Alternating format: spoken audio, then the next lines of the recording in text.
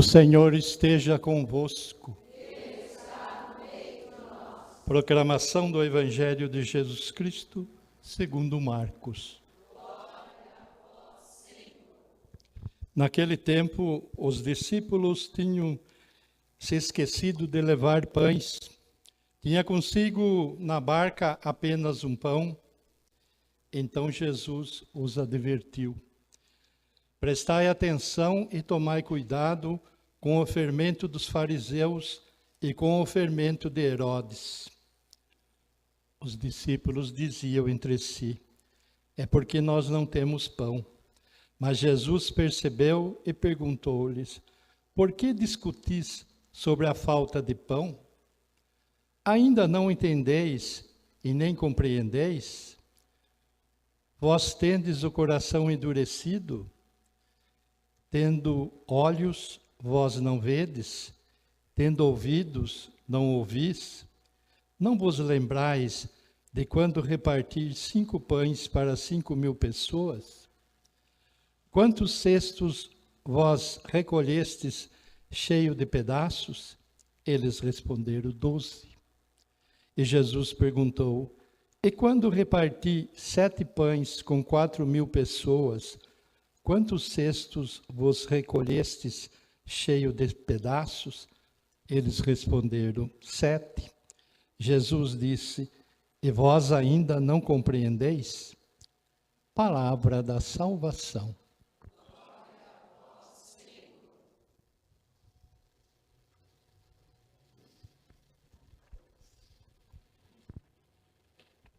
Que as palavras do Santo Evangelho perdoem os nossos pecados. Ave Maria, cheia de graça, o Senhor é convosco. Bendita sois vós entre as mulheres. Bendito é o fruto do vosso ventre, Jesus. Santa Maria, Mãe de Deus, rogai por nós, pecadores, agora e na hora de nossa morte. Amém. Queridos irmãos e irmãs, hoje o Senhor nos fala no Evangelho sobre o fermento dos fariseus. E o que seria esse fermento dos fariseus? É justamente o acreditar em si mesmos. Os fariseus tinham conhecimento da lei. E porque tinham este conhecimento, achavam que tudo podiam. Eram cheios de si, orgulhosos, e por isso aquilo que eles tocavam, na verdade nada acontecia, porque agiam por si mesmos. E isso nos ajuda a entender o porquê o Senhor fala para tomarmos cuidado. Porque se nós estamos cheios de nós, como podemos acolher o Senhor? O tudo só cabe no nada. Se tiver alguma coisinha, o tudo não entra. É uma coisinha muito simples. Mas para que o tudo possa entrar num espaço, esse espaço precisa estar vazio. E é esse o convite que o Senhor faz para cada um de nós. Mas Ele diz algo que é duro aqui. Porque Ele diz: vós tendes o coração endurecido. Não é uma afirmação. É uma pergunta. E uma pergunta de Jesus por um motivo claro. Os apóstolos não conseguiam entender aquilo que Jesus estava fazendo. E quantas vezes, talvez essa mesma pergunta, ele volte a cada um de nós, dizendo: mas vocês têm o coração endurecido? Porque aqui nós vemos claramente que Jesus começa a fazer memória com eles, daquilo que eles viveram juntos com Jesus. Uma multiplicação de pães que saciou uma multidão, 5.000 homens, sem contar mulheres e crianças. E depois de ver aquele extraordinário, eles estão ali no canto, discutindo como vão fazer para comer. E parece também que nós nos enquadramos nisso. Experimentamos tantos milagres de Deus, tanta graça de Deus, e às vezes um obstáculo, uma coisinha, algo que nós não compreendamos, já é suficiente para nos roubar da presença dEle. Ora, Jesus estava ali, era tão simples. Jesus está faltando pão. Era tão simples. E muitas vezes isso acontece conosco.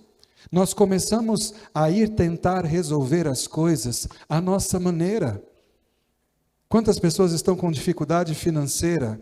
E aí ela começa a ter ideias mirabolantes. Meu Deus do céu, você já está arruinado nas dívidas porque você já mostrou para você mesmo e para o mundo inteiro que você é péssimo com as contas.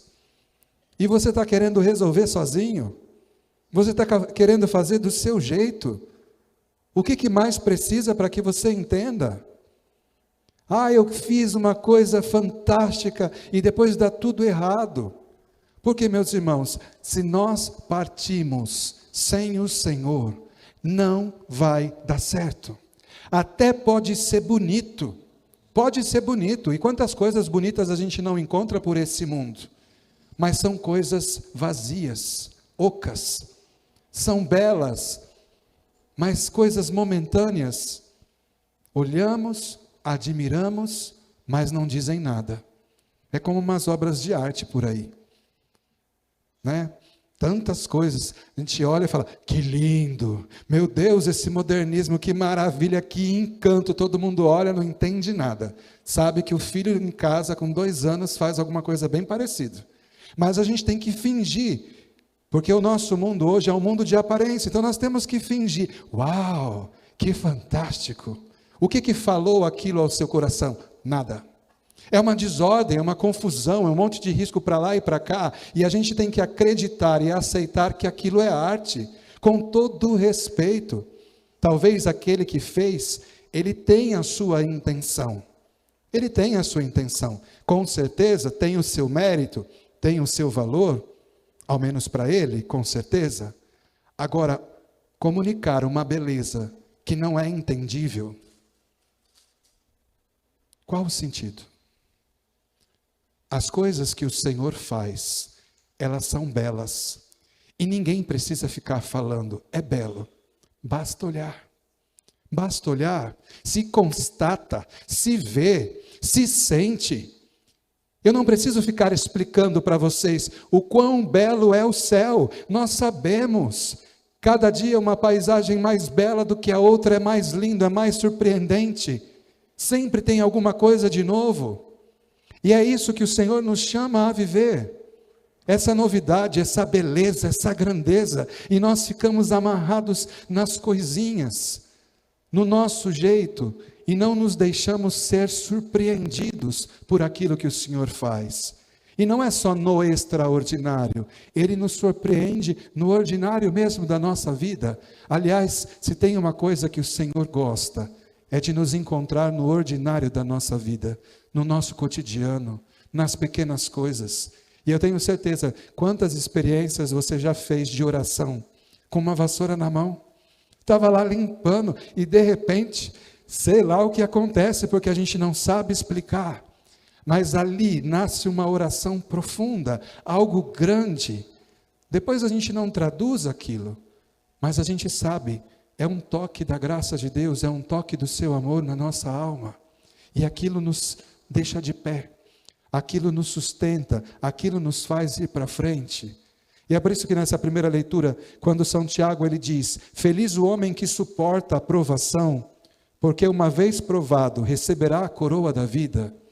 Todos nós sabemos que estamos em prova. As provas não cessam e elas não vão cessar. Nós estamos num caminho de prova. Elas só vão cessar quando? Quando estivermos prontos para receber a coroa. Como São Paulo ele diz, da corrida, nós temos que correr, nos preparar e correr para alcançar esta coroa. E meus irmãos, as dificuldades, elas são também motivos de encontro, motivos de ajuda. Quando eu me encontro no meu vazio, sozinho, o outro vem, o outro diz uma palavra certa. E como é bonito quando nós fazemos essa experiência. Eu não estou isolado em mim mesmo, eu não estou sozinho. Se por um lado é verdade o que está dizendo aqui a palavra, nós temos a concupiscência do pecado, sim, é verdade, todos nós somos inclinados ao pecado, todos nós. Mas também, todos nós somos chamados à graça. E a beleza de quando nós vivemos juntos é isso, porque se eu vejo que o outro está envergando, que por algum motivo o outro não está correspondendo, eu não vou falar para os outros, eu chego junto, eu convido para rezar, eu convido para fazer uma visita para um doente, e quantas vezes fazendo uma visita para um doente, diante do outro que está no leito, e os ministros que fazem isso bem sabem, você chega para consolar, mas você é consolado. Você chega para dar respostas, porque às vezes nós queremos dar respostas, e na verdade nós estamos ali para aprender, aprender sobre nós mesmos, aprender sobre o outro, aprender sobre a vida. Os grandes santos da igreja, eles sempre falam que nós precisamos meditar sobre a morte. Ninguém gosta de meditar sobre a morte. Mas Santo Inácio de Loyola, por exemplo, ele ensina o exercício da boa morte. Eu deveria todos os dias pensar que eu posso morrer. E se eu posso morrer hoje, por que eu estou guardando tanto dinheiro? Meu colchão está lá, bunfunfando de dinheiro, guardando, para quê? Para quê? O que eu posso fazer? Qual é o bem que eu posso fazer hoje? São João Bosco, ele fala para nós da sabedoria. A sabedoria é o quê? Que nós somos chamados a amar e a fazer o bem. E todos nós podemos fazer o bem sempre, sempre. Opções, momentos, oportunidades não faltam na nossa vida. Agora nós, às vezes, insistimos como os apóstolos aqui. Porque não olhamos para Jesus, porque não olhamos o Mestre, então ficamos fazendo as nossas continhas e sofrendo das nossas preocupações. Mas estava com fome naquela hora, a barriga estava apertando, ou já estava pensando no pão de amanhã? E quantas pessoas pensam no pão de amanhã? De amanhã. Mas a palavra, ela nos ensina, para cada dia bastam as suas preocupações. Para cada dia bastam as suas preocupações. Então, queridos irmãos, vamos confiar no Senhor. Hoje fizemos uma experiência tão bonita de estar junto dEle. E eu tenho certeza que ninguém que esteve aqui, que participou, e também os operários da última hora, porque o bonito é isso. Aquilo que Deus faz é sempre em abundância. É sempre em abundância, ao ponto que eu não preciso nem chegar em casa e dizer para quem ficou: "Ah, você perdeu, hein?" Eu não preciso, porque o Senhor me deu tanto em abundância, que quando eu entrar em casa, o outro já recebe. Então nós temos que acreditar nisso, tomar posse, deixar com que Deus faz, deixa Ele entrar na frente na casa. Não vai lá querer dar lição de moral. Eu rezei a tarde inteira. Ai, meu Deus. Não, vida velha, deixa para trás isso. Porque quem faz tudo é o Senhor. Então vamos agradecer a Ele por tudo aquilo que Ele fez hoje, nessa tarde, em cada um de nós. E de fato, não vamos mais olhar, se nós estávamos nessa atitude de olhar com desconfiança, não. Vamos fazer memória de tudo quanto o Senhor já fez por nós, a ponto de que Ele, pelo menos a nós, Ele não precise perguntar: vocês estão com o coração endurecido? Não. Que pelo menos nós, Ele possa olhar e descansar, como nós dizíamos na oração. Senhor, descansa no nosso coração, porque o Senhor sabe que nós o amamos e que aqui o Senhor encontra morada. Mesmo que o que o Senhor me peça seja algo pesado, seja uma prova. Porque a prova acolhida com amor produz. Ela produz muito, ela produz muito mais. Ela produz muito mais. Às vezes a gente diz assim: nossa, eu não participei daquilo. Glória a Deus. Eu não participei daquilo, mas o Senhor fez e operou no meu lugar. É melhor quando eu não vou. Eu dizia para minha mãe, agora que eu saí de casa, Jesus ocupou o meu lugar. E eu tenho certeza que Ele fez muito mais lá e está fazendo muito mais lá do que quando eu estava. Porque quando eu estava em casa, minha mãe quase não ia na igreja. Quase não ia. O meu pai, então, nunca. Mas depois que eu fui, as coisas lá começaram a mudar. A minha mãe começou a participar firme, Ganhou também ela a sua fita, está lá, com a sua fita do apostolado. Faz também as suas visitas, vai para cá e vai para lá com as coisas da igreja. E depois também chegou o meu pai. Aí eu falo assim, foi tão bonito, porque quando eu fui me confessar para a minha ordenação sacerdotal, o meu pai que me levou. E quando eu saí do confessionário, ele falou, agora sou eu que vou entrar. Entrou, se confessou, e depois daquilo ali não saiu mais da igreja. A ponto que às vezes liga em casa, mãe, cadê o pai? Ah, ele está lá em Aparecida, no terço dos homens. Fala assim. E é bonito isso, porque Deus faz, Deus faz. Talvez não tenha feito na sua casa, porque você está lá ocupando o lugar. Dá espaço, diz, Senhor, entra, faz, acontece, acontece. E depois nós só nos alegramos, porque reconhecemos que nós somos pequenininhos, mas que nós temos alguém que é tão grande, tão extraordinário e tão maravilhoso, que é por nós. Que assim seja para cada um fazer essa experiência profunda deste Pai que ama e que cuida. Louvado seja nosso Senhor Jesus Cristo.